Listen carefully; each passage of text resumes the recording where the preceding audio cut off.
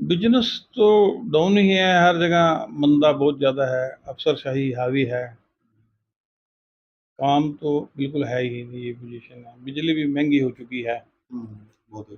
महंगाई बढ़ गई है, लेबर के भी रेट बहुत बढ़ चुके कलेक्टर हैं। रेट भी नहीं हाँ महंगे। जी, हर चीज़ में बिजनेस तो डाउनफॉल पर जा ही रहा है। अगर यही हाल रहा तो धीरे-धीरे और ज़्यादा बिजनेस डाउन जाएगा।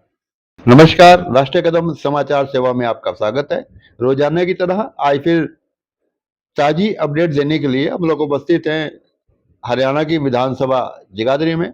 हमारे साथ उपस्थित हैं आपके जाने पहचाने समाज सेवी, नगर पालिका जगाधरी से रहे पूर्व प्रधान और जगाधरी विधानसभा से रहे बसपा के पूर्व प्रत्याशी हमारे बड़े भाई श्री दर्शनलाल जी खेड़ा।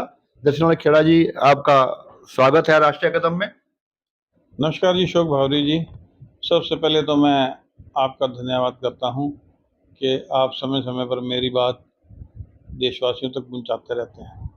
खेड़ा साहब, आज 16 कला संपूर्ण भगवान कृष्ण जी की जन्माष्टमी का पर्व हर वर्ष की भांति इस वर्ष भी बड़ी धूमधाम से मनाया जा रहा है। मैं चाहूंगा अपनी ओर से, अपने साथियों की ओर से सभी देशवासियों को इस पावन पर्व की शुभकामनाएं दें। फिर करते हैं अगली बात राजनीति की।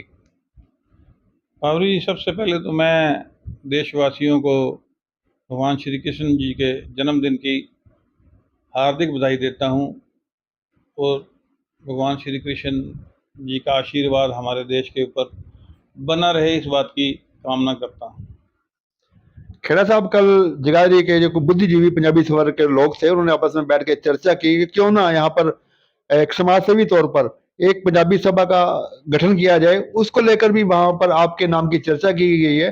तो क्या सदा की तरह आगे भी और वर्गों की तरह पंजाबी समाज का सहयोग आपको मिलता है, आप इनका सहयोग करते रहेंगे? मैं तो हर समाज का, हर वर्ग का हमेशा सहयोग करता रहा हूँ, सबके सुख-दुख में साथ खड़ा रहा हूँ, तो आगे अपने समाज में क्यों नहीं खड़ा होऊँगा। जो ड्यूटी लगाएगा जो समाज। भी ड्यूटी लगाई जाएगी, उसे पूरे तन, मन, धन से निभाया जाएगा। खेड़ा साहब, 20 साल आप कांग्रेस में रहे, भिन्न भिन्न पदों पर कार्य करने का अवसर मिला, संगठन में भी जिम्मेवारी मिली, सरकार में जिम्मेवारी मिली। और उस समय की कांग्रेस में और आज की कांग्रेस में आपको क्या नजर आ रहा है? क्योंकि कल परसों ही अभी कांग्रेस ने जिला संगठन में नियुक्तियां की हैं। किस प्रकार की कांग्रेस उस समय थी और किस प्रकार की कांग्रेस आप देख रहे हैं? कांग्रेस में तो बहुत ज़्यादा बदलाव आ चुका है। सबसे बड़ी बात, हमारे यमुनानगर जिला के अंदर पंजाबी समाज, बनिया समाज और ब्राह्मण समाज का बहुत महत्व है, बहुत ज़्यादा गिनती है इनकी। और अभी जो संगठन बनाया गया उसमें मतलब जो बड़े समाज हैं उनको तो बिल्कुल इग्नोर कर दिया गया।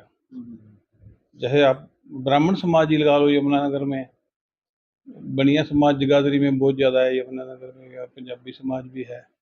इनको तो कहीं अभी तक दिखाया ही नहीं गया। तो जो यानी कि भौगोलिक परिस्थिति थी, उसके अनुरूप संगठन तैयार नहीं हुआ।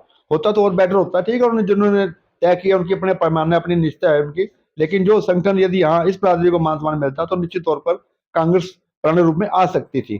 तो बात करते हैं खेड़ा साहब, सबसे बड़ी बात आज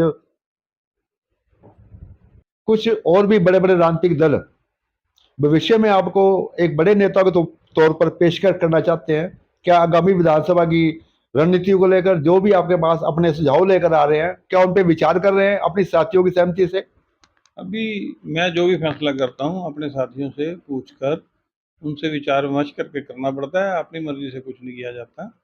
जैसे साथी मिलकर सभी सलाह देंगे उसी तरीके से चला जाएगा। बाकी कोई भी आए मेरे पास तो मेरे दरवाजे खुले हैं, सबके लिए मान-सम्मान किया जाता है, सबका आदर-सम्मान करते हैं।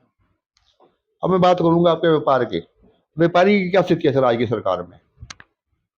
बिजनेस तो डाउन ही है, हर जगह मंदा बहुत ज़्यादा है, अफसरशाही हावी है, काम तो बिल्कुल है ही नहीं, ये पोजीशन है। बिजली भी महंगी हो चुकी है, बहुत है।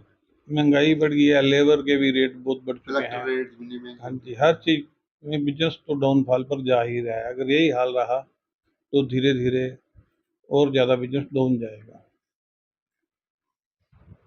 बहुत बहुत धन्यवाद खेड़ा साहब, बहुत बहुत शुक्रिया।